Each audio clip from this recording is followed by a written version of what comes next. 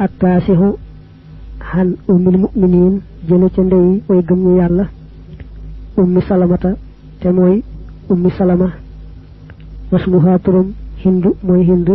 bintu abi umayyata kay doom bu jigéeni abi umayyata huzayfata te mooy huzayfa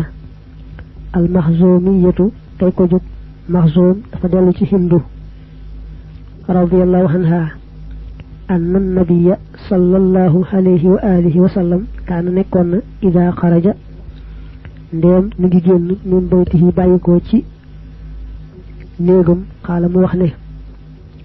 bismillah tawakkaltu ala allah allahumma yow bur bi inni naka man a'udhu dana muslimika ci yow an adilla may reer aw udalla wala def mayral aw azilla wala may tarxis aw uzalla ba def ma tarxisal aw azlima wala may togn aw uzlama ba def ma togn aw ajhala wala may reere kenn bay dal ci kawam aw yujhala wala def reere alaya bay dal ci sama kaw hadithun sahihun la rawahu abu daud wa tirmidhi wa ghayruhuma bi asanid ci ay cyalla sahihatin yu ajwar sahihatin قال الترمذي حديث حسن صحيح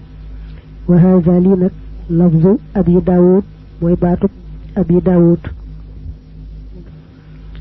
كل واحد أم المؤمنين رك دايكو يونت بي يورون موي سخنام ndax sun borom mo ne wa aswajuhu ummahatuhum soxna si ummu salamata dañ ko daan dakentale tom deug deug nak moy hindu bayam ñukoy dakentale abu umayyata tem tuddu huzayfatu mu bokkon ci banu mahzum soxna si mo net lu yonante bi bu ma sa di genn ci negum day wax ñaan gi day wax bismillah tek ci tawakkaltu halallah dal dina suñu borom yalla mo musal ci man ci sa bopp may reer ba wacc yoon wa nga xamne mo may tax ag ci mbir yu kawe ya kawe mba ken di ma reeral ba di ma wacce yoon woowu musal may ci may tarxis ba wacc yoon woowu mba ken di ma tarxisal ba di ma ko wacce musal may tam ci may tooñ kenn mba ken di ma tooñ mba may reere kenn ba dal ci kawum mba ken di ma reere ba dal ci sa kaw hadis bobu nenañ sahih la sara bi sara an abdullah